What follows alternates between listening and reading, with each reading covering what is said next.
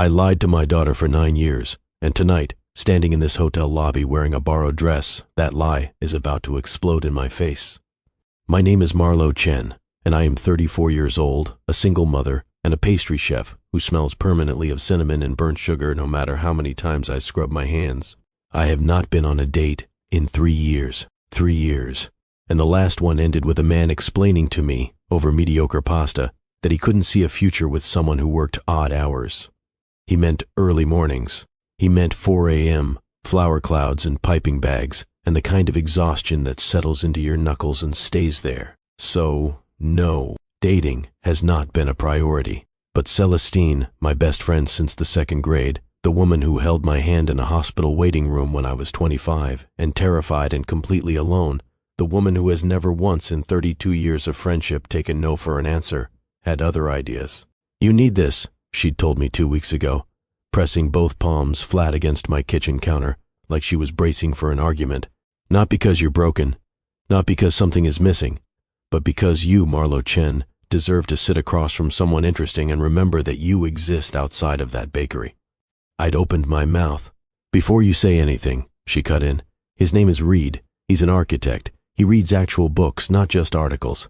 He's funny in the dry way you like, and he does not, to my knowledge, mansplain pasta." That last part made me laugh. Celestine always knows how to do that. So, here I am. Before we go any further, welcome, genuinely welcome. Whether you're watching this at midnight with your earphones in, or during your lunch break pretending to work, I'm glad you're here. Drop in the comments where you're watching from. I love knowing. And listen, before this night is over, Marlo is going to come face to face with something she never saw coming. Something that connects directly to that lie she mentioned, the one she's been carrying for 9 years. Stay with me, because it gets complicated in the best way. And while you're thinking about that, have you ever lied to protect someone you love? Not a small lie, a real one. Drop it in the comments. You'd be surprised how many of us are holding the same kinds of secrets. The lobby of the Hargrove Hotel is the kind of place that makes you feel, the moment you step inside, that you've accidentally wandered into someone else's life. Marble floors the color of winter clouds, a chandelier overhead that looks less like a light fixture and more like someone froze a waterfall mid-fall and strung it with bulbs.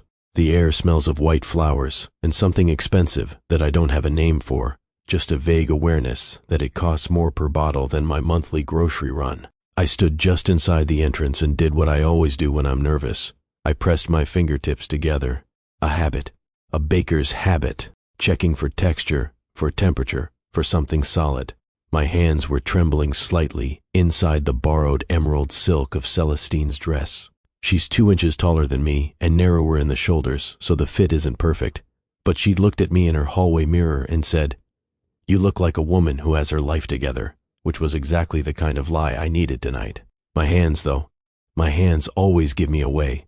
Calloused along the inside of the right thumb from the bench scraper, a small scar near the left index finger from a mandolin I met at the wrong angle 2 Novembers ago. These are not hotel lobby hands. These are not Chanel and marble hands. I tucked them against my sides. My phone buzzed. A text from Marcus, my brother, Ren's emergency contact when I'm unavailable, and I felt the specific, particular shift that happens in my chest whenever I see his name on my screen on a night I'm supposed to be unreachable. "She's fine. Just wanted you to know. She made me watch the same Thor scene 4 times, and now she's asleep with Mr. Fumbles on her face." Classic. I exhaled.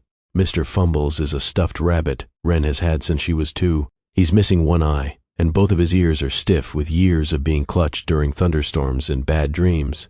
She'd named him herself, Fumbles, because she'd explained at age 3 with absolute authority, "He looks like he drops things." Ren has always been like that. Precise, quietly hilarious, the kind of kid who notices everything and says exactly the right thing at exactly the right time, usually when I least expect it. She's 9 now. She loves s'mores and Marvel movies, specifically the ones with good sister relationships, her words. And she has recently decided she wants to be a marine biologist, but also maybe a chef, but not a stressed one, Mama, a calm one. She said that last part looking directly at me with those steady brown eyes. And I had to look away. 9 years old, the same number of years I've been carrying the lie. I put my phone back in the small clutch Celestine had also lent me. "You own no evening bags, Marlo. How are you a person?" And looked up. A woman was already moving toward me, slim, efficient, a name tag that read Vivienne in clean silver lettering. The concierge. She had the practiced warmth of someone who'd welcomed thousands of people into spaces that made them feel slightly underdressed and knew exactly how to smooth that over without acknowledging it. "Miss Chen?" She said, and I liked that she didn't make it a question with her expression, just with the word, "Yes." "Your guest is already in the winter garden." A small, professional smile. "Right this way." I followed her deeper into the lobby, past a couple speaking low French to each other, past a man in a coat that probably cost more than my oven, past a group of women laughing that specific kind of effortless laugh that suggested they'd never once stress, calculated whether they could afford the appetizers. My world smells like espresso and cardamom, and the particular warmth of a proofing oven at 5 a.m. It sounds like the scrape of a bench knife and Ren's feet on the kitchen floor, and the podcast I put on so the silence doesn't get too heavy. This world smelled like Chanel No. 5, and money. Vivian paused at a set of glass doors etched with a vine pattern, their handles curved like something from another century. "The winter garden," she said, with a small tilt of her head that I understood to mean, "Here you are. This is the moment. Whatever comes next begins on the other side of this door." I looked through the glass. Reed Calloway was already there. And what I felt in that instant, standing in borrowed silk with calloused hands and a 9-year-old secret pressing quietly against my ribs, was not what I expected. Not relief, not excitement, recognition. Like something in my chest had just gone very, very still.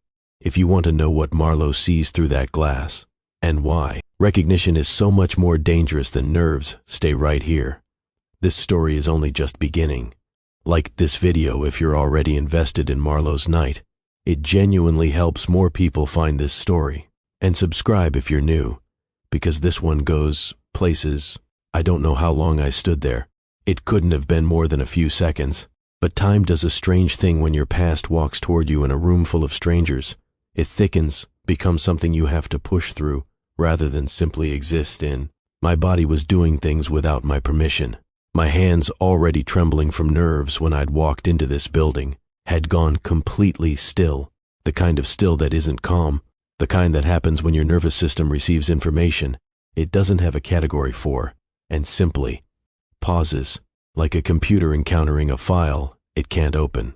I couldn't breathe properly, not gasping, nothing dramatic, just a quiet mechanical failure somewhere between my throat and my lungs, a door that had partially closed and wasn't receiving the instruction to open again. He was standing now, fully, both hands at his sides, and I watched him make the decision not to reach for the back of his chair, not to fidget, not to look away. He held my gaze with the expression of a man who had rehearsed this moment so many times that the rehearsal had worn smooth, and what was left underneath was something raw and unscripted. "Marlo." He said my name the way you say a word you've kept in your mouth for a long time without being allowed to speak it aloud. Every single instinct I had said. Leave. Not dramatically. Not with a speech. Just turn around. Walk back through those etched glass doors. Find Vivian. Ask her to call a cab.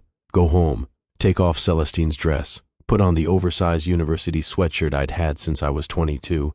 And pretend this night never happened. My feet did not move. "Please tell me this is a coincidence," I said. My voice came out steadier than I deserved.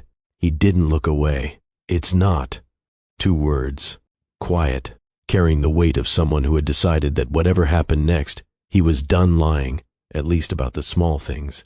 The small things. I almost laughed. "I didn't." "Celestine," I said, not a question. The pieces were assembling themselves without my help. Celestine, who had described this man as an architect who reads actual books. Celestine, who had never once mentioned working with a PR firm that handled clients from old Seattle money. Celestine, who knew exactly what Thaddeus Calloway looked like because she'd been there, in the periphery of my life, during every single year that his absence had defined. "She reached out to my firm about 4 months ago," Thaddeus said. "I didn't know it was connected to you until..."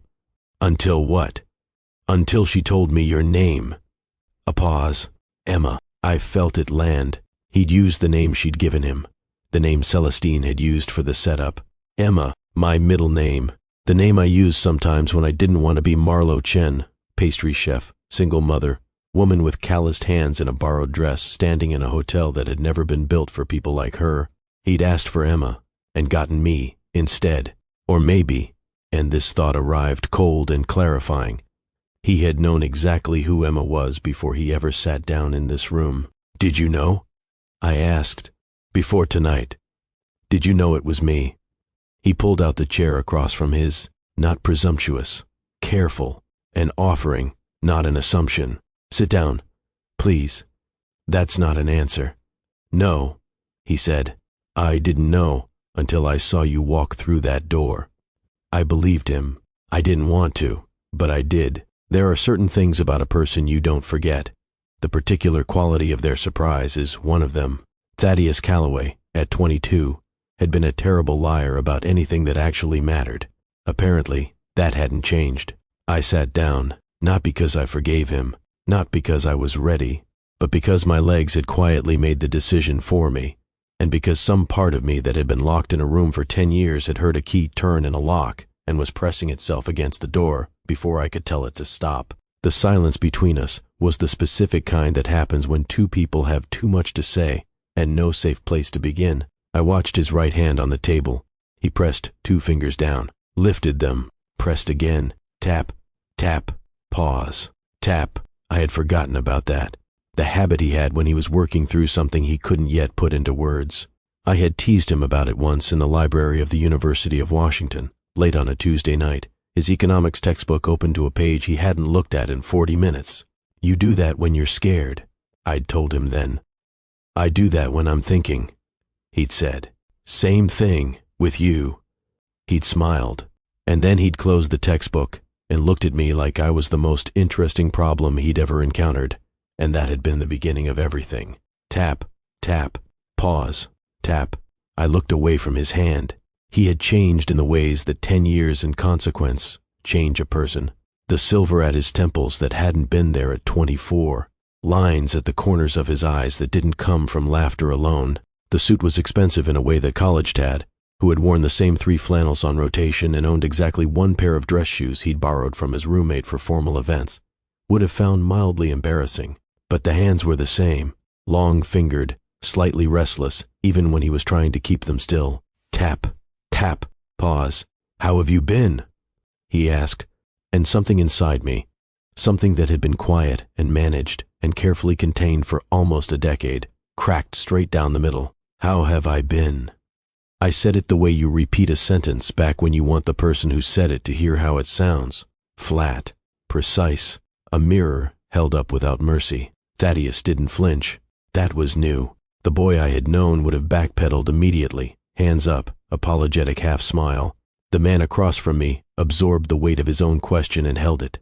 That was the wrong thing to say, he said quietly. It was. I've been sitting here for 40 minutes trying to figure out what the right thing would be. He looked at his water glass. I haven't found it yet. There isn't one, I said. There is no right thing. There's just the truth, and you can decide whether you want to start with that. Something moved across his face. Not guilt. He was past the stage where guilt still showed cleanly. This was older than guilt, heavier, the particular expression of a person who has lived alongside their own worst decision for long enough that it has become part of their architecture, something they carry in the walls of themselves rather than on the surface. He was suffering. I noticed it the way you notice something you don't want to notice, against your will, with a complicated flash of feeling that I refused to examine too closely. Because I had not come here tonight to feel sorry for Thaddeus Calloway. I had not come here to feel anything about him at all.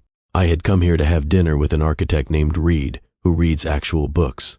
And instead, I was sitting across from the man who had walked out of my life without a word when I was 24 years old, and I was watching him suffer, and the part of me that had loved him was not as buried as I'd believed. That made me angrier than anything else.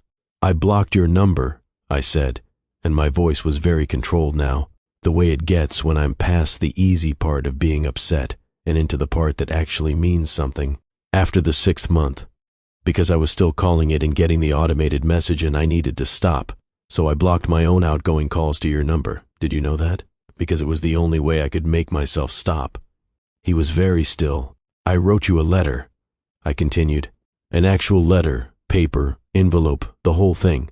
Sent it to your mother's house in Queen Anne because I didn't have anywhere else to send it. You know what I got back? I paused. Not a phone call, not a response.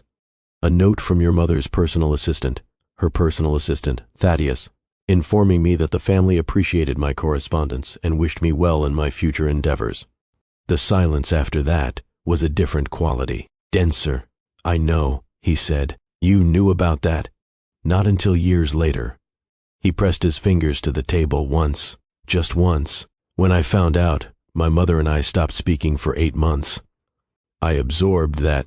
I didn't soften it into anything it wasn't. It was a piece of information, not a resolution. Why did you agree to the blind date? I asked instead. If Celestine told you my name. She told me the night before, he said. I almost canceled. His eyes came up to mine. I didn't, because I'd been trying to find a way to talk to you for 3 years and every approach I considered felt like an ambush. This felt like, he stopped. Like what? Like a door someone else opened, so I didn't have to break it down. If you were Marlowe right now, sitting across from him, would you stay or would you walk out? Tell me in the comments, because this is the moment everything either starts or ends. And if you're new here, welcome. Hit that like button if you're already feeling this story, and subscribe because what comes next changes everything. I pushed my chair back. The sound of it against the marble floor was quiet, but in the space between us, it was loud enough. Don't. His voice didn't rise. It dropped, lower and more urgent. Please don't go. Give me one reason. Because I don't deserve one, and I'm asking anyway. He leaned forward slightly, elbows on the table, and for a moment I saw straight through the charcoal suit and the silver temples and the expensive haircut to the boy who used to sit across from me in that university library with his economics textbook open to the wrong page. I'm not going to tell you I had no choice. I'm not going to tell you it wasn't my fault. I made a decision 10 years ago, and it was the worst one of my life, and I have spent every day since then knowing that. I'm not asking you to forgive me tonight. I'm asking you to stay for dinner. The room continued around us. A waiter moved past. Someone laughed at a table near the window. I looked at him for a long moment.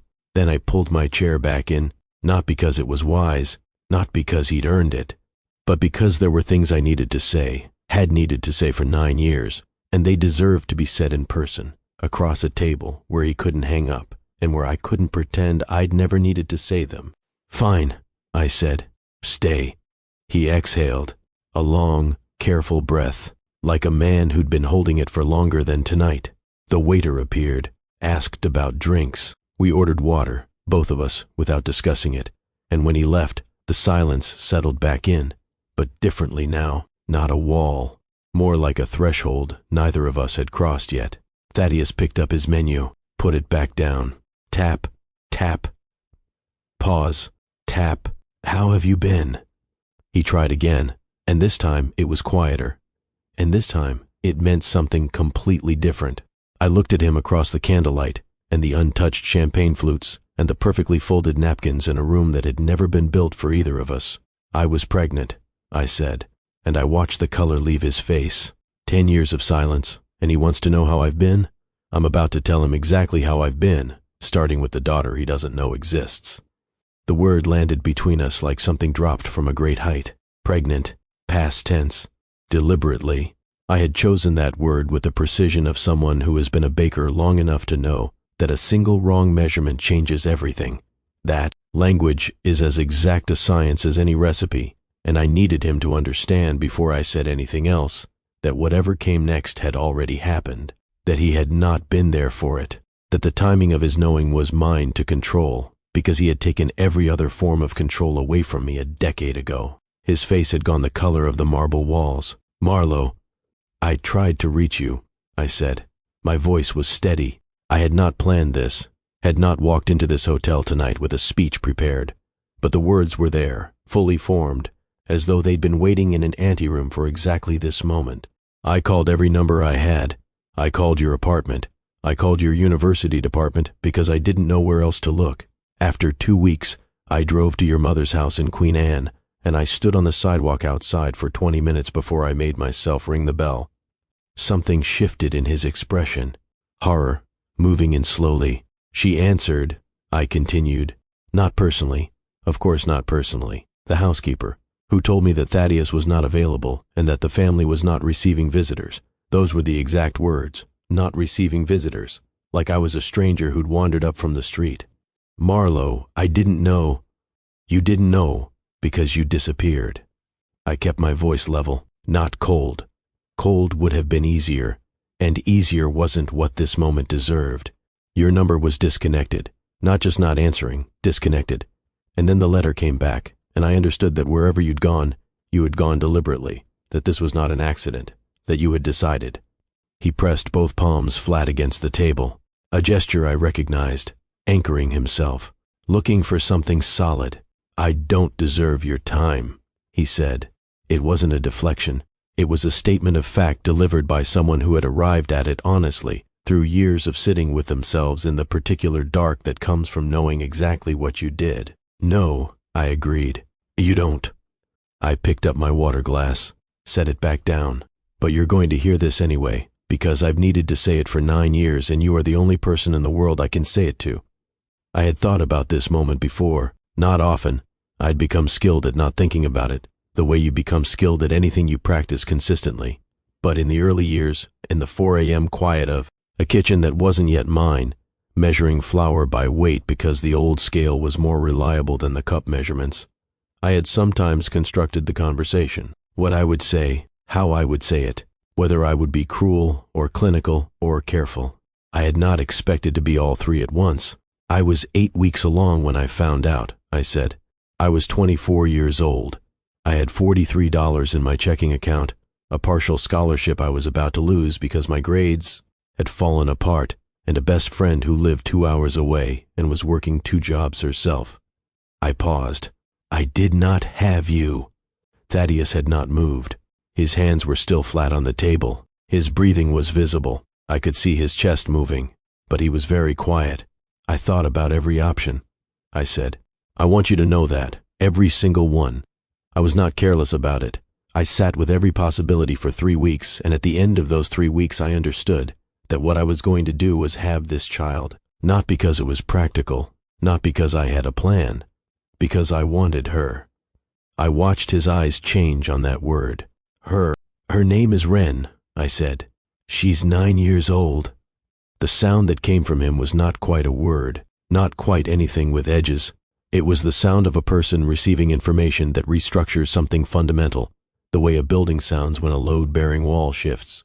She's 9, he repeated, barely above a whisper. She's 9, I confirmed.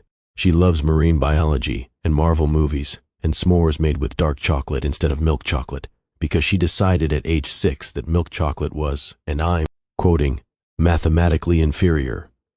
She has a stuffed rabbit named Mr. Fumbles who is missing one eye. She wants to be a marine biologist, but also possibly a chef, but a calm one. I stopped. She has your hands. Long fingers. The left one goes slightly crooked when she holds a pencil.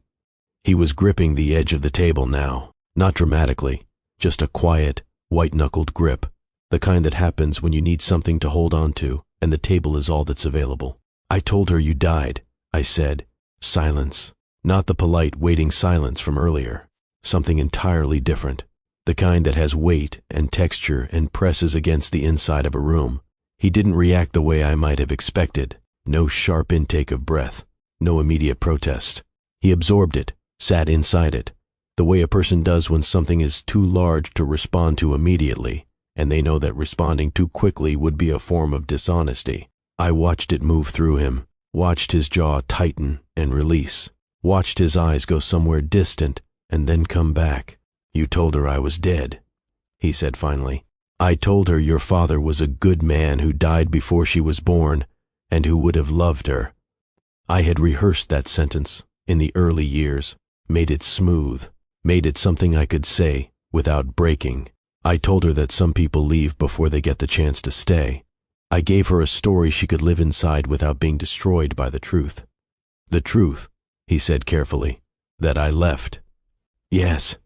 Another silence. Then quietly, she believed you. She's 9, I said. She has no reason not to believe me. I'm her mother. I'm the one who has always been there, who has never left, who will never leave. My voice held on that last sentence, just barely. I lied to her to protect her from understanding that her father chose to disappear. And I have lived with that choice every day since I made it. I had expected, I realized then, only then, some flash of anger from him, some defensive instinct, the natural human response to being told you have a daughter you never knew existed, shaped into a story where you are the sympathetic ghost rather than the man who disconnected his phone. Instead, he looked at me with an expression that I can only describe as someone fully accepting the weight of a consequence they know they have earned. I'm so sorry, he said, not for himself, for Ren. I could hear the difference, and I felt it, brief, sharp, unwelcome, a flicker of something that was almost satisfaction, the specific, ugly satisfaction of watching a person understand the full scope of the damage they caused. I felt it, and then I felt immediately guilty for feeling it, because this was not a victory. Nothing about this table, this night, this conversation was a victory. It was a reckoning, and those don't have winners. His hand moved toward mine on the table, stopped an inch short. Tell me everything, he said. Whatever you need to say. I'm not going anywhere. I looked at him across the untouched champagne in the amber light of a room full of strangers living their uncomplicated evenings. Then tell me the whole story, Thaddeus, I said. Why you left, why you disappeared, all of it. I folded my hands together on the table. I've got time. His face shifted, and I watched him prepare to say something that I could see, even before he opened his mouth, was going to cost him. It started with my father's heart attack, he said. He said it plainly. No preamble, no softening. His father had collapsed in the lobby of the Callaway Group's headquarters on a Tuesday morning in March 10 years ago, 2 weeks after the last night Thaddeus and I had spent together, the night he'd promised he'd call me the next morning and hadn't. He survived, Thaddeus said, technically, but he was in the ICU for 11 days, and when he came out, he couldn't work. Not at the level the company required, not anymore. And that meant you had to. That meant I had to. He looked at his water glass. The Callaway Group was hemorrhaging money. My father had been covering it for 2 years, restructuring quietly, moving things around, trying to buy time. When he went into the hospital, the people he'd been managing those conversations with stopped being patient. There was a merger on the table, the Rothford family, old money, older connections, the kind of deal that would stabilize everything but required. He stopped. Required what? I asked, though some quiet part of me had already begun to understand. Required a consolidation of the families, he said. My father and Douglas Rothford had been friends since college. They had an arrangement, informal but real, that had been in place for years before my father got sick. He looked up at me. Cordelia Rothford. The name sat between us. An arranged marriage, I said. A business arrangement, he said, and then immediately, which is the same thing, I know. I'm not trying to make it sound like less than it was. What was it then? In practice? Separate bedrooms from the beginning, he said quietly. Cordelia knew. She had her own. She was not in love with me, and I was not in love with her. We were cordial. We were strangers who attended the same events and signed the same documents and kept a household that looked, from the outside, like a marriage. The waiter appeared. We both shook our heads slightly without looking at him. He disappeared. And you couldn't tell me, I said. You couldn't call me and say, Marlo, my father is in the hospital. My family is falling apart. I don't have a choice right now. You couldn't say any of that. He was quiet for a moment. No, he said. I could have. That's the honest answer. I could have called you and explained. I could have been honest. He pressed 2 fingers to the table. I was a coward. I was 24 years old and I was terrified, and instead of trusting you with the truth, I made a decision on your behalf. I decided you were better off without an explanation. I convinced myself that disappearing that it was cleaner. Cleaner, I repeated. I know. You left me standing in a life that didn't have you in it anymore, and you thought that was the clean option. I know, he said again, and the repetition was not evasion. It was the sound of a man who had said those two words to himself more times than either of us could count. "I thought about you every day," he said. I let that sit for a moment before I answered. "I dropped out of UW," I told him. "Spring semester. I couldn't afford it anymore, and I couldn't concentrate, and I had a human being growing inside me, and the scholarship office was very sympathetic, but sympathy doesn't pay tuition." I said it without drama. It was simply what had happened. I enrolled at North Seattle Community College the following fall, took classes in the mornings, worked 2 jobs in the afternoons and evenings, a coffee shop on Capitol Hill, and a catering company on weekends, because the catering paid better and I could sometimes bring food home.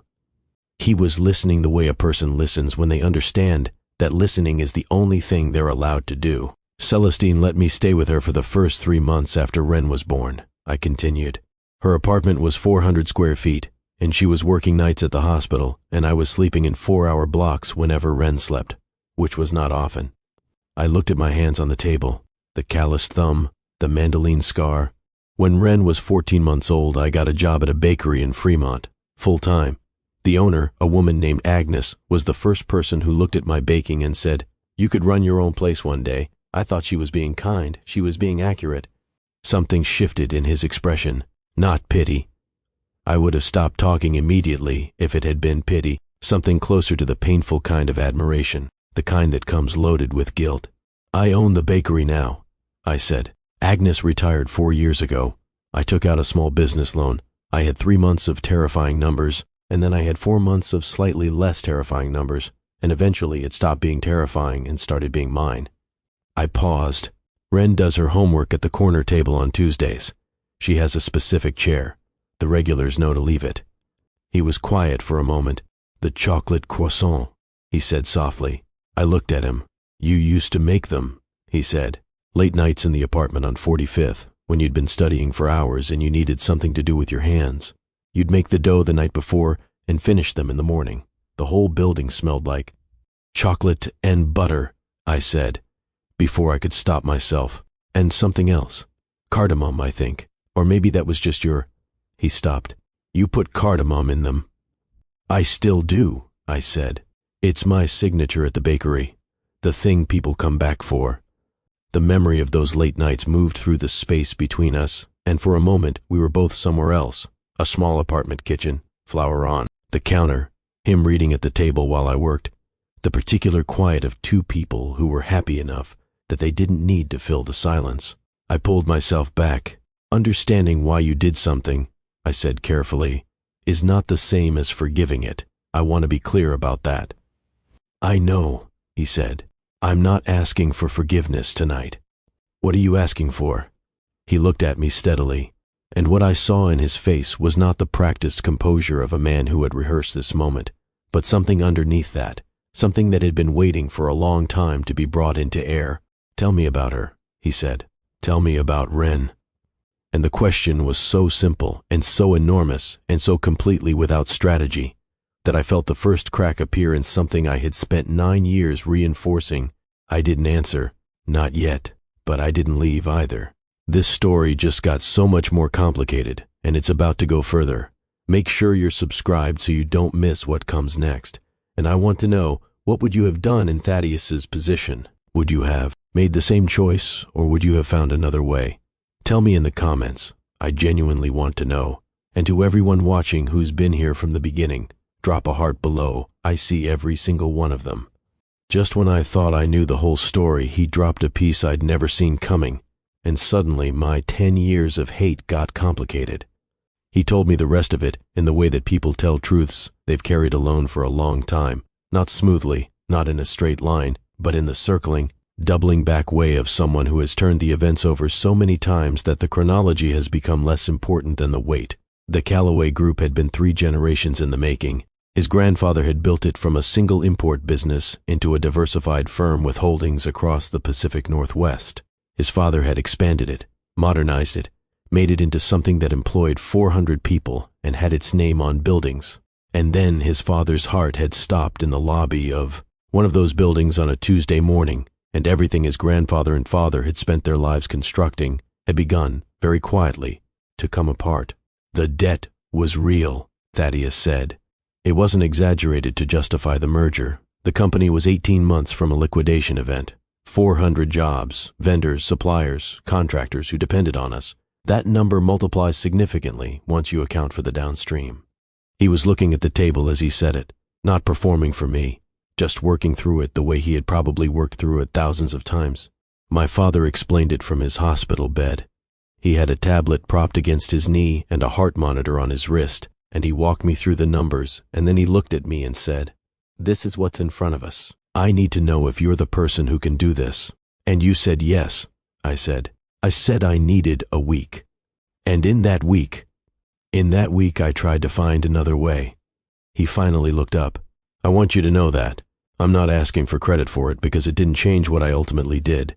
But I spent 6 days looking at every alternative I could find, every investor, every other potential partner, every restructuring option. And at the end of 6 days, the only path that saved the company and saved those 400 jobs was the Rothford merger." I held that for a moment, letting it be what it was, not a justification, not an excuse, but a piece of context, a piece I hadn't had. "The arranged marriage wasn't your father's idea originally," I said. It wasn't a question. I had been listening carefully, and I could hear the shape of it. "It was Douglas Rothford's condition," he said. "He trusted my father. He didn't trust an abstract agreement with a 24-year-old who'd never run anything. He wanted a family connection, something binding." He paused. "Cordelia agreed to it because she had her own reasons, a professional situation she needed distance from, a father she was trying to appease, a life she was trying to reorganize. We sat across from each other in a boardroom, and we were both honest about what this was. Cordially miserable together," I said. "Cordially functional," he said, "which is its own kind of miserable, yes."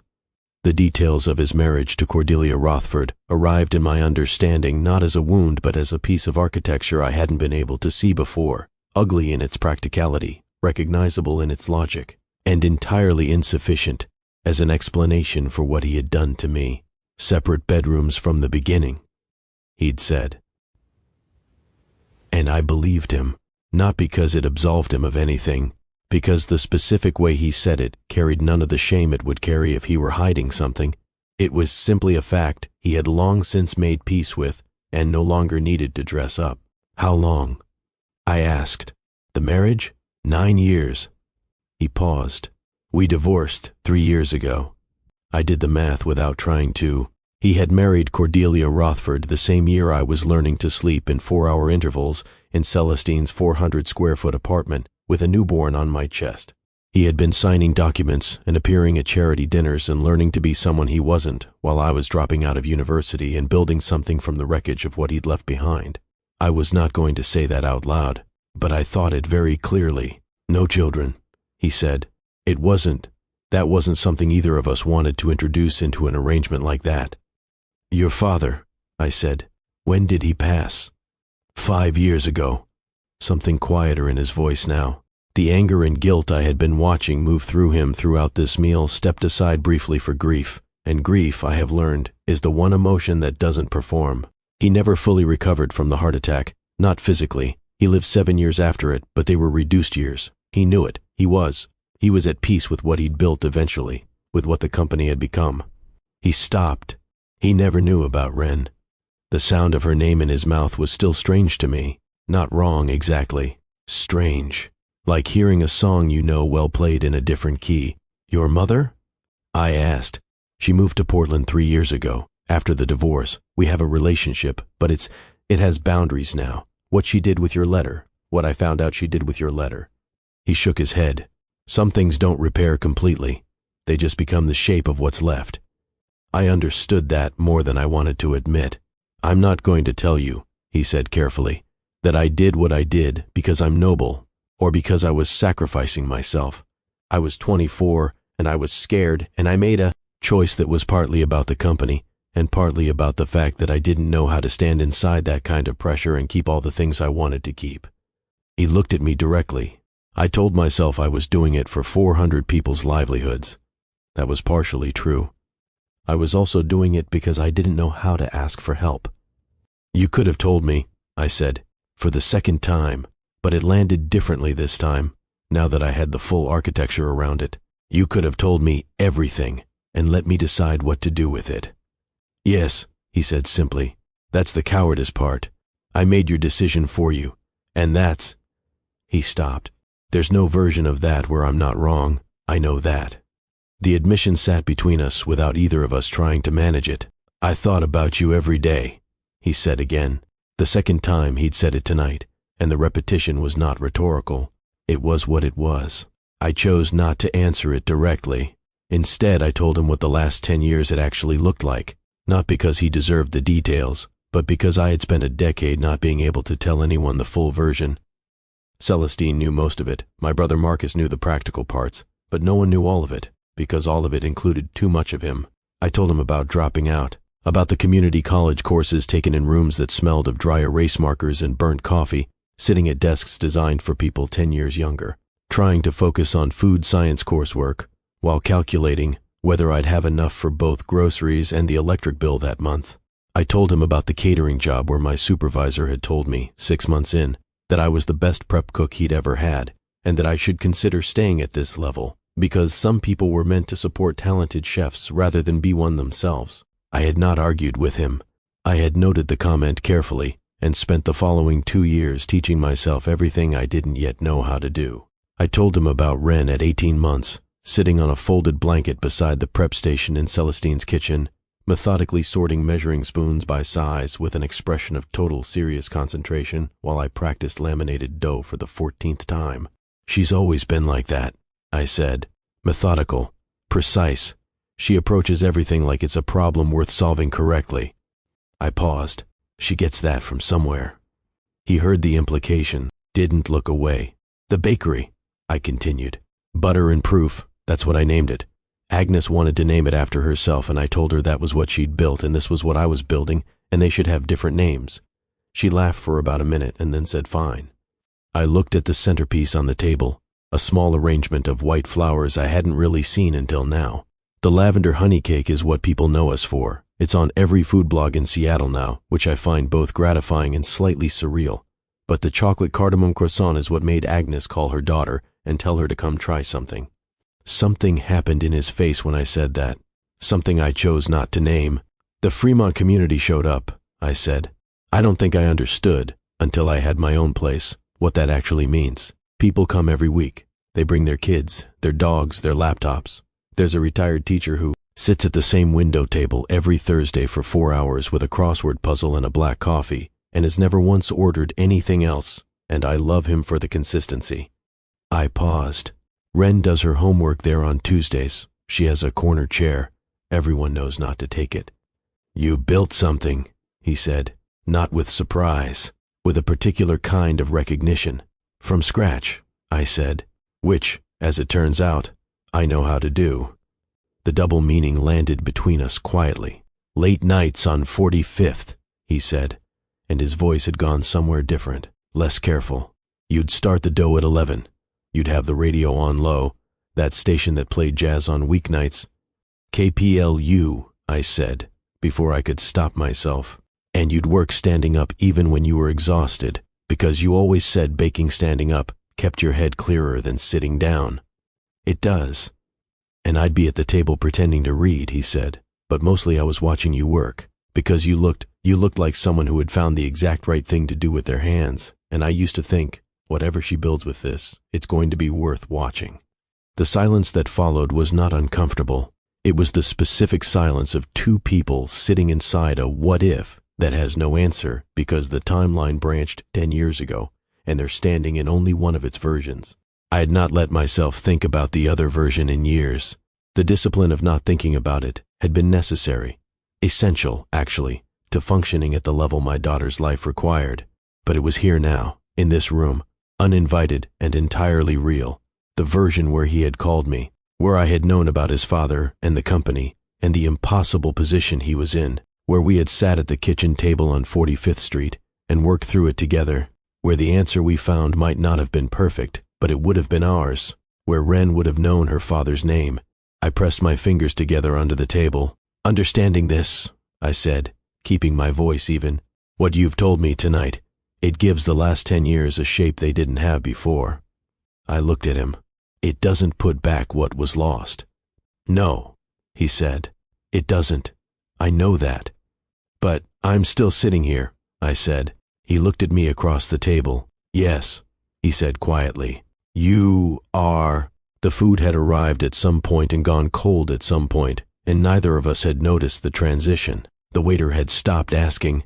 The room around us had done what rooms do, shifted from full to half full, the ambient noise dropping gradually as the evening hour moved later, conversations becoming quieter, the lighting feeling more intimate than it had when I'd first walked in. I had been in this hotel for 2.5 hours. I did not feel like 2.5 hours had passed. I felt like I had lived a separate, compressed year. The what-ifs, I said, partly to myself. I stopped letting myself think about them a long time ago. Because they don't, I searched for the word. They don't produce anything useful. You can't live in a timeline that didn't happen. No, he agreed. But I thought about them tonight, I admitted. For the first time in years. He didn't respond immediately. He seemed to understand that some things shouldn't be rushed. She really has my hands? He asked, very quietly. The fingers, I said. The way the left one pulls slightly when she's concentrating. I paused. She's going to be tall, taller than me. He looked down at his own hands on the table. I want to know her, he said. I know I have no right to want that. I know there's a world in which this conversation ends with you leaving this room and never having to see me again, and that world is entirely reasonable. I know that. He looked up. But I want you to know what I want, because you've spent 10 years without that information, and you deserve to have it, even if nothing comes of it. I looked at him for a long moment. She thinks you're dead, I said again, not cruelly, as a simple statement of the reality waiting on the other side of this conversation, outside these glass walls, in my actual life. I know, the conversation that would have to happen before anything else. I know, it's not a simple one. No, it's probably the hardest one. The check arrived. He reached for it before I could, and I let him, not because I expected him to, but because fighting it would have been performing a principle I wasn't interested in performing tonight. We were past performances. I looked at him across the cleared table. I need to think, I said. Of course. This isn't… I stopped, started again. I'm not deciding anything tonight. I understand. I have a daughter to consider in every part of this. I know, she comes first. She should come first. He said it without rehearsal. She always should have. I picked up Celestine's small clutch from beside my plate. Thank you, he said, for staying, for telling me about her. I stood up, and somewhere between sitting down in this room and standing to leave it, something in me had shifted, not resolved, not healed, not even close to either of those things. But the rigid, sealed quality of the last 10 years had changed its texture slightly, like something that had been frozen beginning very slowly to thaw at the edges. I was not ready to name that, but I could feel it. He's divorced, he's free, and he's asking for the one thing I swore I'd never give him, a second chance. We walked out of the winter garden the way people leave places where something significant has happened, carefully, as though the transition back into ordinary space requires adjustment. Vivian was no longer at her post. The lobby had thinned. The chandelier that had looked overwhelming when I'd arrived now looked simply like what it was, a large light fixture in an expensive hotel, doing its job. Neither of us spoke until we were standing near the entrance, still inside, the revolving door turning slowly ahead of us as a couple in long coats moved through it into the night. Why did you agree to it? He asked. The blind date. Tonight. It was a fair question. I had been asking myself the same one for 2 weeks. My daughter, I said, and then, because that was true but not complete, Wren told me 3 months ago that she was worried I was lonely. I watched the revolving door make another slow turn. She's 9. She said it in the car on the way home from school, very matter-of-factly, the way she says most things. Mama, I think you're lonely, and I think you should probably do something about it. I paused. I told her I was fine. She gave me a look that 9-year-olds shouldn't be able to give their parents and went back to her book. Something like a smile moved across his face. Brief, complicated. She's right, I said. I'm not. I haven't been surviving. I built a good life. Wren has a good life. But there's a difference between surviving well and actually living, and somewhere in the last 3 years I stopped being able to tell whether I'd crossed from one into the other. I looked at the floor. Celestine said the same thing Ren said, but with more words and a borrowed dress. "And so you came tonight." "And so I came tonight," I agreed, not expecting this. Obviously, he said quietly. We stood for a moment in the particular quiet of two people who have said most of what needed saying and are now in the space that comes after. "I have to ask you something," he said, "and I want you to know before I ask it that there is no correct answer, no answer that disappoints me. Whatever you say is what I'll work with." I turned to look at him directly. "Ask," I said. "I want a chance," he said. "Not a promise, not a guarantee. I'm not asking you to forgive me tonight or trust me tomorrow or pretend the last 10 years didn't happen the way they happened. I'm asking for a chance to be accountable, to be present, to—" He stopped, gathered himself. "I want to know Ren. And I would like, if it's possible, to know you again, in whatever form that takes."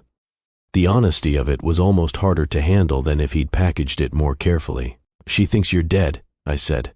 Again, because it needed to keep being said until we both fully understood what it meant for everything that came after. "Yes." "So before any of what you're describing is possible, before anything, there is a conversation I have to have with my 9-year-old daughter in which I tell her that I lied to her. Not a small lie, the biggest one I've ever told." My voice stayed level. It cost me something to keep it that way. I have to sit across from the person I love most in the world and tell her that the story I gave her about her father was not true, that he didn't die, that he left, and then I have to help her hold all of that. He did not minimize it. He didn't say it would be okay, or that children are resilient, or any of the comfortable things people say when they don't want to fully sit inside a hard truth. "I know," he said. "I don't know what that does to her," I said. "I don't know if she'll be angry. I don't know if she'll want to meet you, or if the thought of meeting you will terrify her, or if she'll simply need a very long time to decide what she feels. Children are not predictable in the ways we want them to be, especially about things that matter." "She sounds like someone who'll need time to think it through," he said, "and who'll eventually think it through very clearly." I looked at him. "Yes," I said, "she will." His hand moved slightly toward mine, stopped, the same gesture as at the table. But here in the open lobby, with less cover, it was more visible. He was not a man who touched without permission. That, too, had not changed. "I'm not asking for everything," he said. "I'm asking for a start, something small, coffee somewhere that isn't—" he gestured slightly at the marble around us, "this. Somewhere that's actually your world, not a room I chose to try to make an impression. And after that, we see." I thought about Ren in Celestine's living room right now, asleep with Mr. Fumbles on her face and a chocolate smear on her cheek that Marcus had texted me about, with an image I had not yet been able to look at properly. I thought about her corner chair at Butter and Proof on Tuesdays. I thought about her at 6 years old, deciding that milk chocolate was mathematically inferior. I thought about her face, very still and very careful, the morning she'd asked me why she didn't have a father, and I had given her the practiced, gentle version of the story I'd built for exactly that question.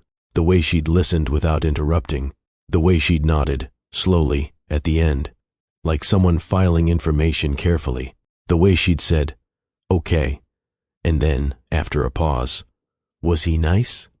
"Yes," I'd told her. "He was very nice." She had nodded again and gone back to her cereal. She was going to be so angry at me. The thought arrived not with dread, but with something closer to grief, not for myself, for her, for the work it was going to take for her to reorganize her understanding of her own history, for the confusion that would come before the clarity, for the unfairness of asking a 9-year-old to carry the weight of adult decisions she never got to make. "She's going to be angry," I said aloud, to Thaddeus, to the lobby, to myself, at me, he said, "at both of us," I said honestly. "Eventually, when she's old enough to understand all of it." "That's fair," he said. "Yes," I said. "It is." His hand was close to mine, not touching, present. "Coffee," I said. "Somewhere in Fremont. A real place, not a production." I paused. That part first, just that. His hand moved forward and covered mine, gently. A question before a statement, light enough that I could have pulled away. I didn't pull away. We stood in the lobby for another few minutes after that, not rushing toward the door or filling the space with more words. There was something to be said for the conversation that had already happened being allowed to settle before adding more to it. Eventually, we walked out together. The revolving door, the cold Seattle night air, the sound of rain on pavement, quiet and persistent. The way Seattle rain tends to be, not dramatic, just there. The street outside the Hargrove was quieter than it had been when I'd arrived. A few taxis, a couple walking quickly under a shared umbrella, the lights of the city reflected on the wet asphalt, everything doubled and wavering. My car was in a public lot 2 blocks away. I said so. "I'll walk you," he said. We walked without touching. That felt right. The hand in the lobby had been what it needed to be. A moment of contact, a form of honesty. Walking side by side in the rain was its own different thing. "Ren," he said as we crossed the first street. Not a question. You named her after your middle name," I said. "Yes." I didn't apologize for it or explain it. It was simply what I had done at 24, alone, in a hospital room where she had finally arrived after 17 hours of labor, and I had held her and not known what to call her until I looked at her face and the name was simply there. He was quiet for a moment. "Thank you," he said. "Don't," I said. "Okay," he said. We walked the rest of the block in silence. The rain picked up slightly, not enough to be unpleasant, just enough to feel. My car was where I'd left it, a 2016 Honda Civic that I had learned to maintain via YouTube tutorials because mechanics are expensive and information is free. And it turns out the fundamental dignity of knowing how your own vehicle works is worth the 2 hours it takes to learn how to change your own brake pads. It was not the kind of car you drove to the Hargrove Hotel. It was exactly the kind of car I drove to everywhere else. He looked at it without comment, which was the correct response. I found my key. "Thank you," he said. We were standing at the driver's side door, and the rain was soft, and the street was quiet, and there was a version of this moment in a film where something would happen here, where the distance would close and the night would end on something cinematic and uncomplicated. This was not that version. This was the version where 2 people are standing next to a 2016 Honda Civic in a Fremont parking lot at 10:30 at night, having just spent 3 hours in a room that was never built for either of them, carrying more between them than either of them knows entirely what to do with yet. "Thank you for giving me this chance," he said. "I mean that without any agenda attached to it. Whatever happens from here, tonight mattered. I needed to tell you that." "I needed to tell you most of it," I admitted. "Even if I didn't know I still needed to. Can the first?" He reached into his jacket pocket and produced a card. Simple. His name, a number, no company branding, no title, just the information, so you don't have to go through anyone else to reach me. If you want to, no pressure attached. I took it, held it for a moment. "Coffee," I said again. "I'll be in touch." He nodded. He didn't lean in, didn't reach for my hand again. He understood, and this, I thought, was either learned or always had been in him somewhere, that the line we'd drawn was real and should be honored, that some things earned their way forward and couldn't be borrowed against. "Good night, Marlo," he said. "Good night, Thaddeus." I got in the car. He stood on the sidewalk while I started it, and when I pulled out of the space he was already walking back toward the hotel, collar up against the rain, and I watched him for a moment in the rearview mirror before I turned onto the street. My chest felt like it had been rearranged, not badly, just differently than it had been that morning. "I need time," I had said. "We'll go slow," he had answered. Slow was something I understood. Slow was measured. Slow was how you made dough that held its shape, not rushed, not forced, allowed to develop at the temperature it needed. Slow I could work with. I drove into the rain. "Do you think Marlo is making the right choice? I want to know what you would do in her position. The comments are open, and I read every single one. And if this story has been hitting you somewhere real, hit that like button. It genuinely matters. Subscribe if you haven't already, because what comes next is the part I've been building toward from the beginning, the moment she has to face the person she's been protecting all along. For 3 hours, we existed in a bubble where the past and future blurred, and for the first time in a decade, I let myself remember what hope felt like. I've been trying, on the drive home, to sort the evening into a shape that makes sense, to file it the way I file things that need processing, methodically, one item at a time, each in its correct place. It's not working, because the 3 hours in the winter garden don't sort. They exist as a whole, the way certain things do. Not a series of moments, but a single extended experience with texture and temperature and a quality that is difficult to name without reaching for words that feel too large. So let me tell you what I remember instead. I remember that at some point we stopped talking about the past and started talking about the present. Not a clean transition, but a gradual one, the way a song changes key when you're not listening for it. 1 minute we were inside the wreckage of 10 years ago, and then, without either of us deciding to move, we were somewhere else. He told me about the therapy, 3 years of it, starting just before the divorce. I walked in, he said, expecting to talk about Cordelia and the marriage and the divorce. My therapist spent the first 6 sessions asking me about decisions I made before I was 25. I didn't understand why until I understood why. And then you understood, I said. And then I understood, he confirmed, that the marriage was a symptom, that I had been making decisions for other people's sake since I was old enough to understand what was expected of me, and that I had confused that with integrity. He said it plainly. It wasn't integrity, it was avoidance dressed up in responsibility. I told him about Ren's marine biology phase, how it had started with a library book and expanded into a level of expertise I found genuinely impressive. How she could identify 12 species of Pacific Northwest sea creatures by their Latin names and had opinions about ocean conservation policy that she had delivered unsolicited to her school principal at the winter assembly. He laughed at that. A real one. Not a polite one, but the kind that arrives before you've decided to let it. It was the first time I had heard him laugh in 10 years, and my chest did something I chose not to examine. I told him about the lavender honey cake and the blog post that had changed everything. A food writer who came in on a Wednesday looking for a story about hidden gems in Fremont ordered the cake on a whim and came back the following 3 Wednesdays before writing something that sent a weekend rush. I'd had to hire 2 extra people to manage. Agnes called me, I said. She'd retired by then. She'd been following the bakery's reviews quietly. She called me and said, "I told you." Just that. 3 words. Then we talked for an hour. You kept in touch with her. She came in every month until she moved to Tucson. Sat at the window table, ordered the croissant.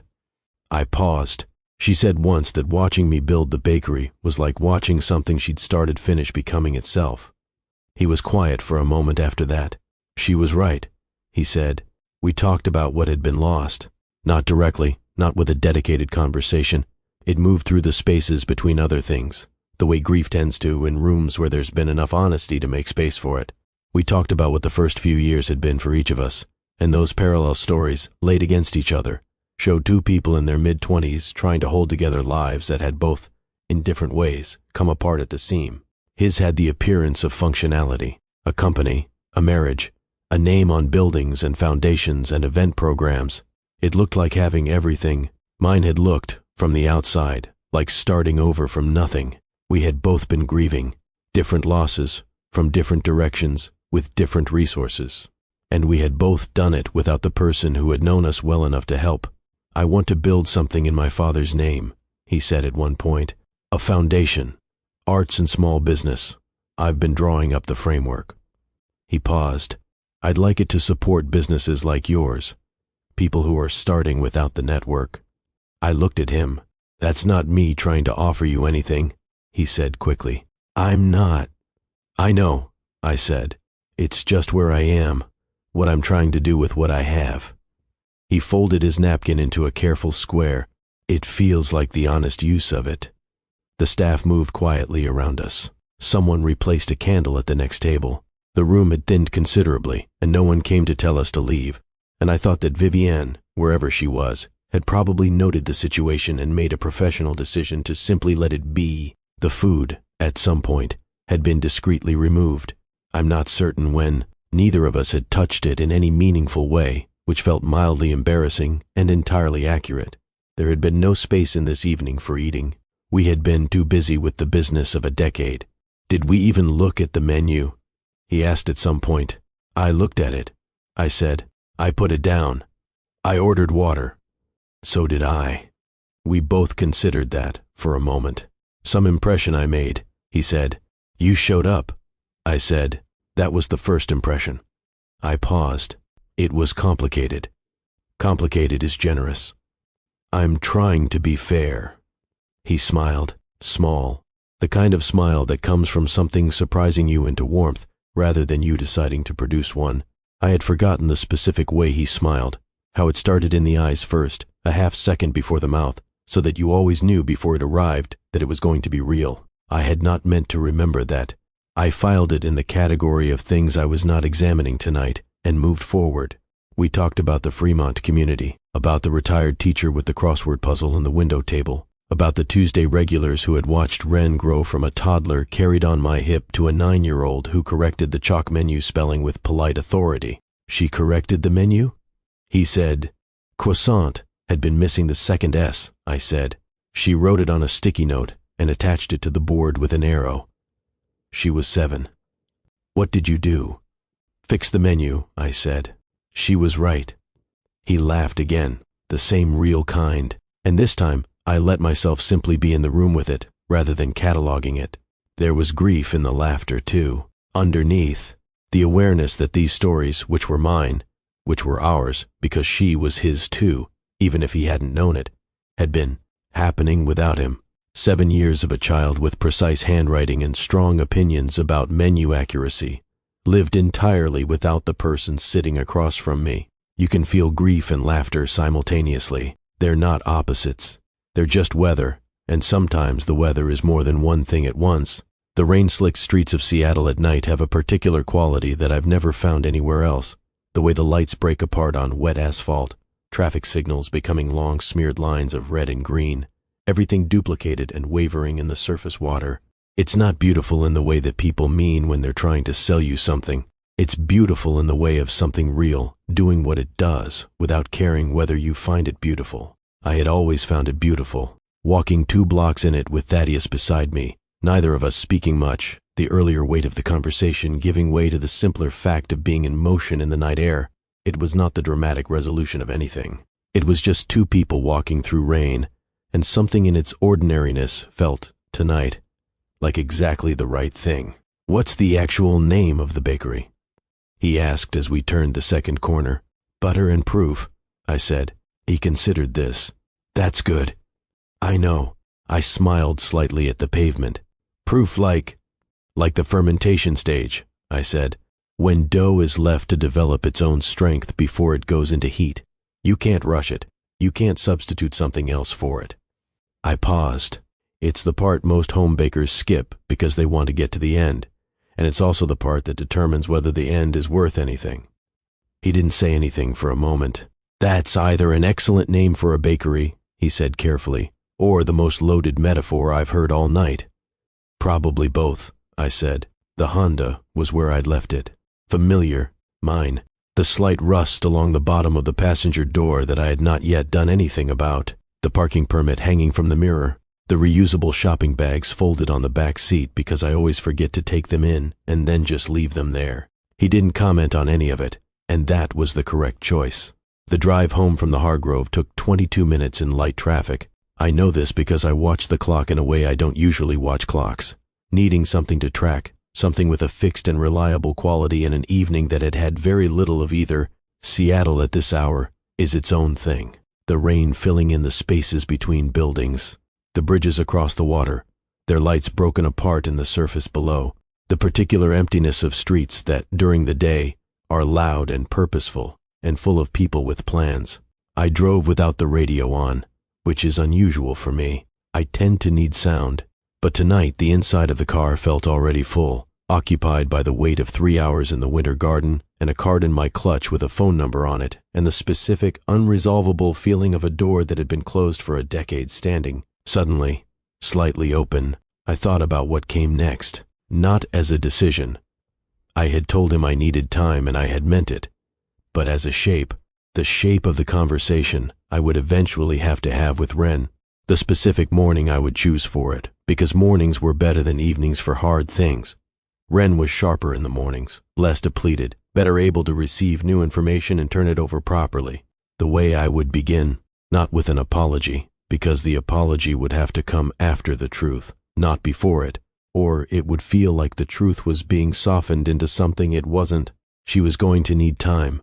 She was going to be angry probably, and quiet about the anger in the particular way she was quiet when she was deciding what she thought. She was going to ask questions I wouldn't have perfect answers to. She was going to be, in ways I couldn't predict, exactly the precise, methodical, clear-eyed person she always was, even about the things that hurt, and she was going to be okay. I believed that, not because it was easy to believe, but because I had spent 9 years building a life for her that was stable enough to absorb a hard truth without collapsing. That had been the whole point. Not the lie. The life. The Tuesday chair, and the croissants, and the community that knew her name, and the mother who had never, not once, left. The lie would cost something, but the life was real. I pulled onto Celestine's street, found a spot, turned off the engine, sat for a moment in the quiet. The rain continued. The windows fogged slightly from the inside. For the first time in 10 years, something in my chest that had been functioning on closed felt like it had cracked a window open.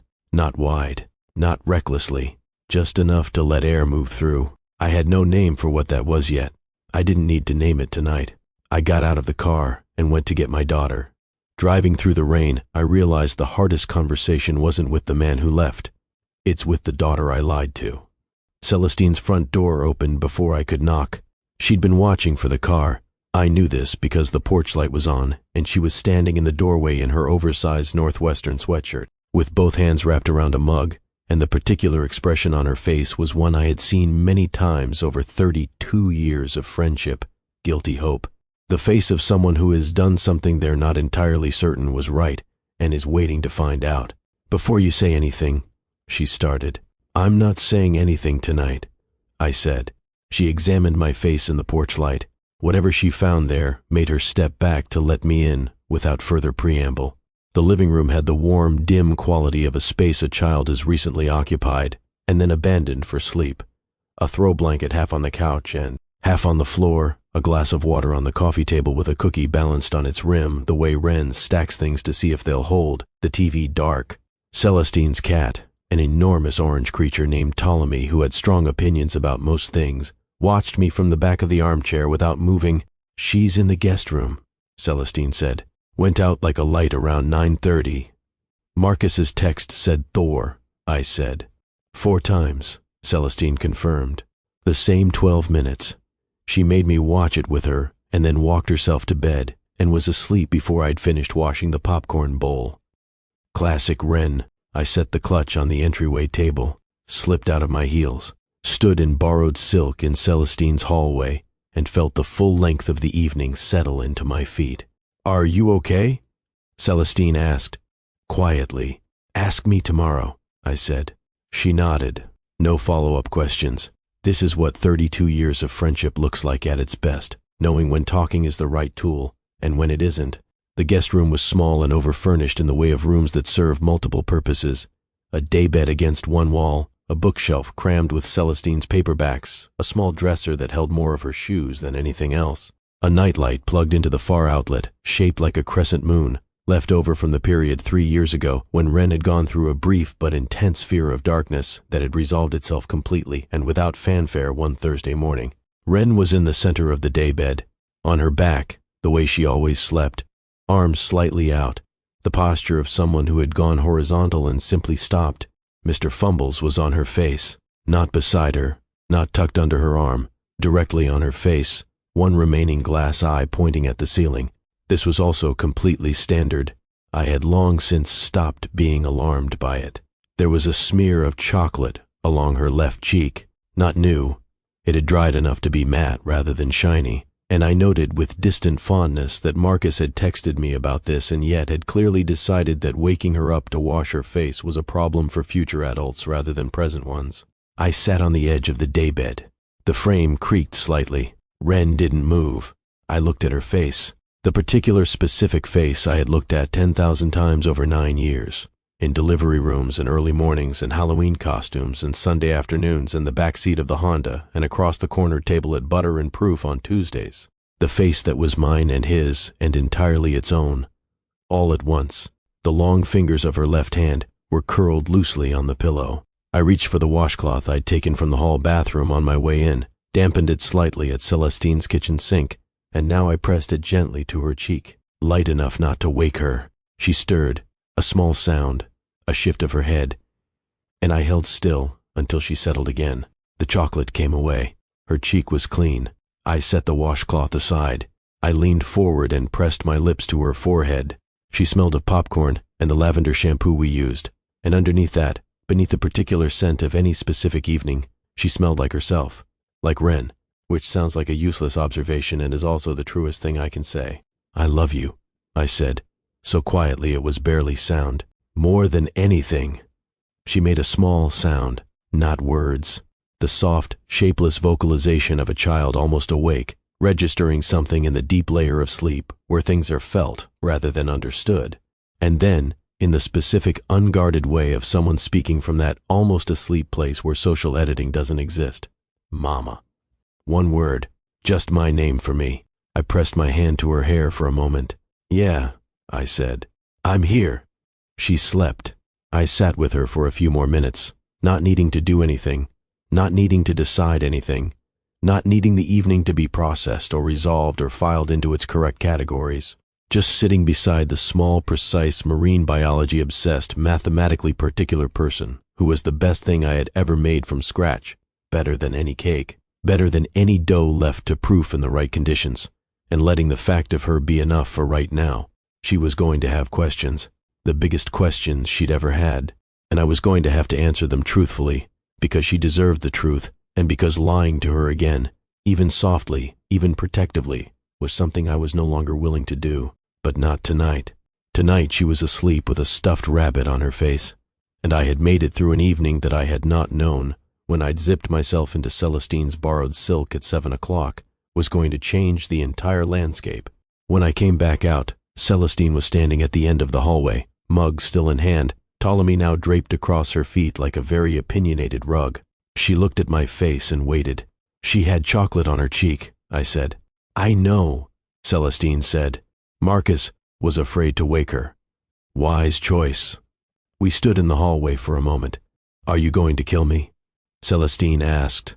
It was the right question, the honest one. She had, after all, orchestrated the evening without my full knowledge, had built a situation that, by any reasonable standard, I had the right to be furious about. She had used my blind date as a vehicle for delivering Thaddeus Calloway into my immediate vicinity, without asking whether that was something I wanted.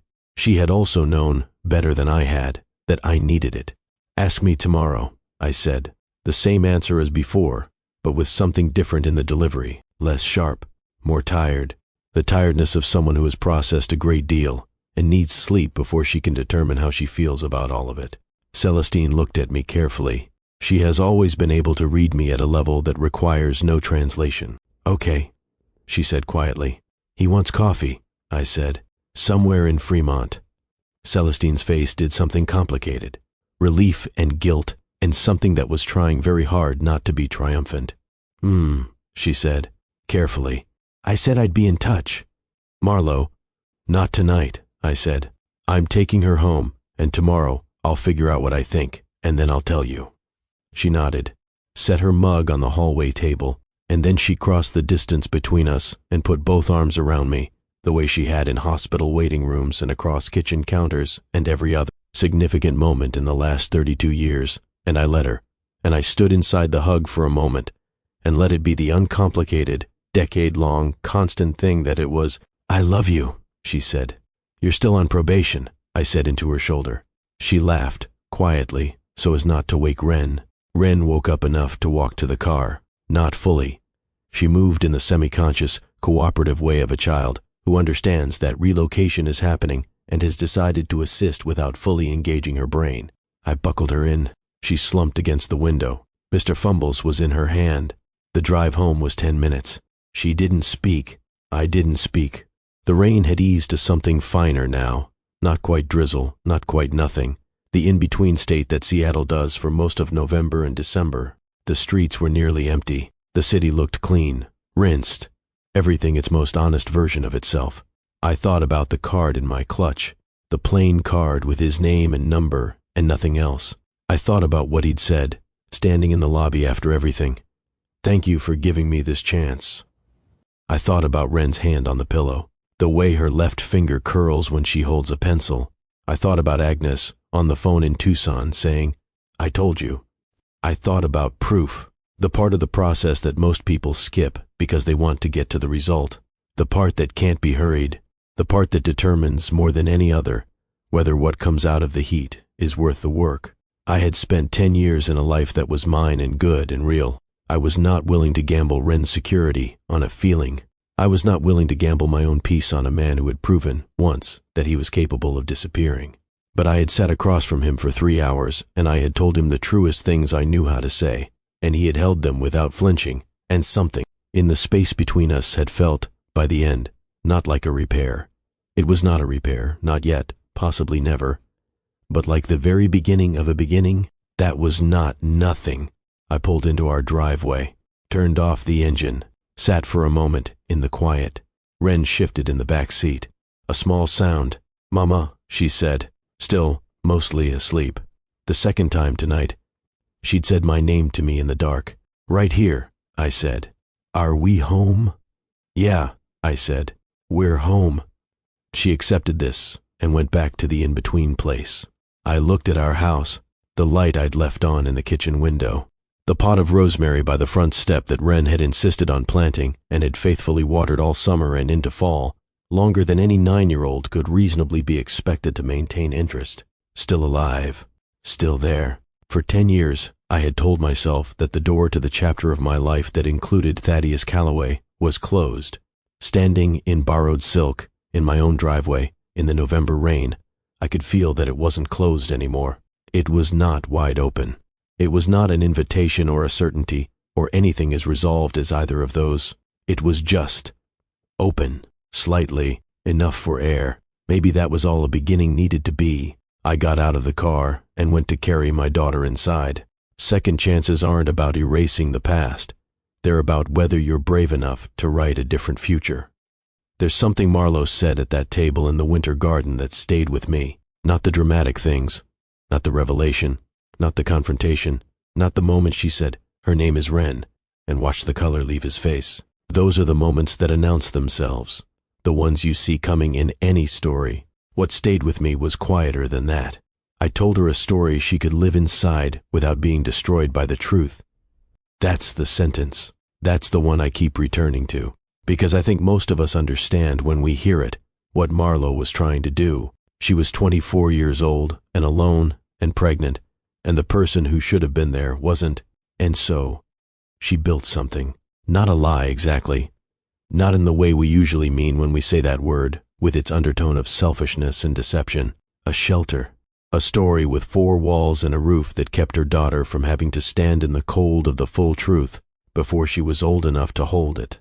The problem with shelters is that children grow, and eventually the story that kept them safe becomes the walls that keep the truth out.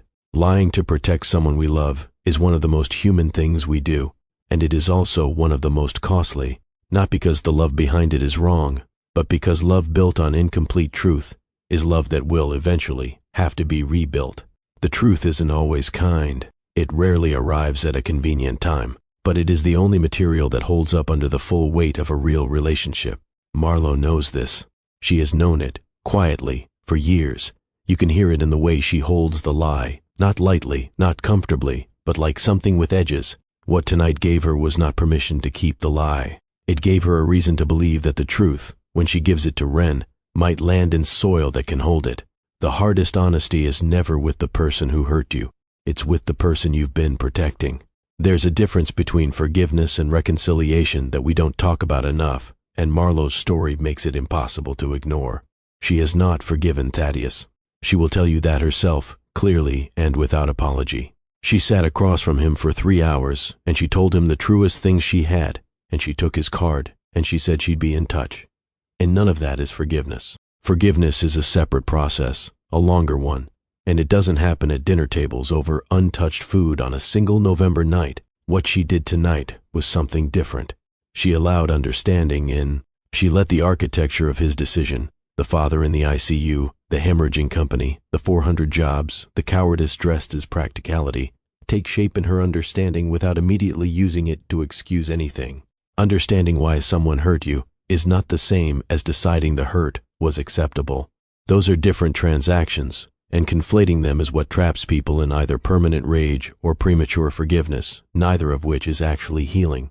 Forgiveness, when it comes, if it comes, will be for Marlo, not for him, not as a gift she extends to make him feel better about what he did, as something she does for herself, because carrying the full weight of that 10-year-old wound forever is something she has been doing. And it is heavy, and she has other things she needs her strength for. Reconciliation, if it comes, will require both of them. It will require his continued accountability and her continued honesty in time moving in a direction they can't fully see yet. You can forgive someone and still set boundaries. You can understand someone and still grieve what they cost you. You can give someone a chance and still protect yourself and your daughter while you see what they do with it. These are not contradictions. They are the texture of real life, which is almost never as clean as the stories we tell about it. When Thaddeus said, "I want a chance," he did not say, "I want to go back." He said forward, and that distinction matters more than it might initially seem. You cannot go back. This is one of the most important and least celebrated truths in any story about second chances. The years that passed were real. Wren's life happened in them. All of it, the stuffed rabbit and the corner chair and the lavender honey cake and the 14 months in Celestine's 400-square-foot apartment and Agnes in Tucson and the mandolin scar on Marlo's index finger. Thaddeus's years happened too.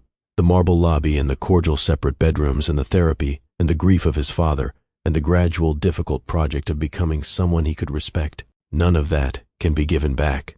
And a second chance that pretends otherwise, that tries to step over the wreckage as though it didn't happen, is not actually a second chance. It's a fantasy, and fantasies don't hold weight. What Marlo has agreed to is something harder and more honest than that. She has agreed to begin, not to return, to build something that has full knowledge of what collapsed before, not as a wound to keep open, but as information about load-bearing walls and which materials hold and which ones don't. Some things can be rebuilt. Some cannot. The wisdom, the real hard-won kind, is in knowing the difference before you've committed too much to a structure that was never going to hold. Marlo is not naive about this. She is a woman who builds things from scratch. She knows what good foundations feel like and what compromised ones feel like, and she knows, better than most, that the proof stage cannot be skipped. Coffee in Fremont, first. Real world. Her world. And they'll see. Here is what I don't want to pass over, because it's the part of this story that asks the least and gives the most. Marlo built a life, not a placeholder, not a holding pattern while she waited to be rescued or restored or given back what was taken. A life, butter, and proof. The corner table on Tuesdays, Agnes's phone call from Tucson, the retired teacher with the crossword puzzle, the lavender honey cake on every food blog in Seattle, a community that knows her daughter's name and leaves her chair. She did not need Thaddeus to complete herself. She was not incomplete. She was a woman in full, calloused hands and all, who had built something worth the word legacy from the same material she'd been left with, herself and her daughter, and the particular stubbornness of someone who has been told, in various ways, to aim lower and has chosen not to. Her choosing to try again is not coming from desperation. It's not coming from loneliness that has curdled into settling. It's coming from a woman who is strong enough now to take a risk without her survival depending on the outcome. That is an enormous difference, and it matters because Wren sees it. Wren, 9 years old, marine biologist in training, crossword puzzle corrector, precise and clear-eyed, and carrying her mother's loyalty and her father's hands, sees more than either of them knows. She noticed her mother was lonely before her mother would admit it. She said so in the car, plainly, and went back to her book. Children are not the blank, manageable recipients of our decisions. They are people, already forming, already watching, already reaching their own conclusions. Wren has been watching her mother build a life with integrity and love and good dough, and when the hard conversation comes, and it will come, she will bring all of that watching to the table. She will be angry, and then she will think it through, and then she will ask the questions worth asking, and Marlo will tell her the truth. Life does not often give us perfect endings tied up in neat bows. What it gives us, if we're paying attention and willing to be hurt again, is something more durable than that. The chance to choose differently, to take what we've learned in the difficult years and bring it, carefully, into whatever comes next. Marlo walked into the Hargrove Hotel in a borrowed dress with calloused hands and a lie she'd been carrying for 9 years. She walked out with the lie still there. It doesn't disappear in a single evening, but with something alongside it now, an understanding of its full weight, a reason to set it down, a road forward that is not guaranteed and not simple and not anything like the fairy tale that Hotel Lobby was built to suggest. Thaddeus is not the villain of this story. He is a man who made a coward's choice at 24 and spent 10 years learning to live with the shape of it. That is not heroism. It doesn't earn back what was lost, but it is also not the end of a story. It might be the beginning of a different one. Ren is not a problem to be solved. She is the reason the truth matters. And Marlo is the reason the story works at all, because she didn't just survive. She built, she stayed, she made a life that was real in her own. And when the door she thought was closed turned out to be only slightly open, she did not rush through it. She stood in her own driveway in the rain. She looked at the rosemary plant her daughter had watered all summer. She said, "Maybe is enough. Maybe is honest. Maybe is the word of someone who has learned not to pretend to certainty she doesn't have, which is, in the end, the most important thing any of us can learn. Real love, the kind that holds, is not built on perfection. It is built on two imperfect people who have looked at each other's damage honestly and decided to try anyway, not blindly, not without cost, but with their eyes open and their hands steady and enough trust in the process to let it develop at the speed it needs. The proof stage cannot be rushed, but it can begin. So, what would you do? If you were Marlo, sitting across from the person who changed the entire course of your life, would you give them a chance? And if you've ever gotten a second chance you didn't expect, from anyone, in any form, I want to hear about it. Share it in the comments. I read every single one, and I mean that. If this story moved you, if it sat with you, if you found yourself thinking about Marlo and Ren on your commute or your lunch break, hit that subscribe button. Share this with someone who needs to hear a story about second chances today. It costs nothing, and it means everything to this channel. Thank you for being here. Thank you for watching all the way through. That's not a small thing, and I don't take it for granted.